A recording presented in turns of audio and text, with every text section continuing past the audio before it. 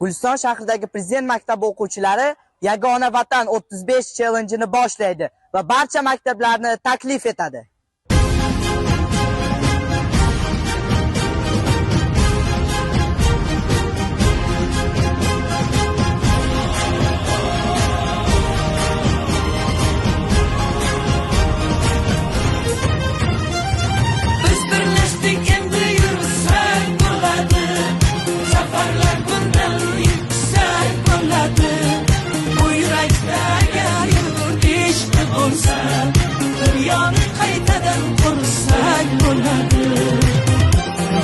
Vücudumuzda, qonimizda ajdodlarimizdan meros buyuk qudrat jo'sh urayotgan ekan. Biz yangi O'zbekistonni albatta bunyod etamiz. Biz bir bo'lsak, yagona xalqmiz. Birlashsak, vatanmiz.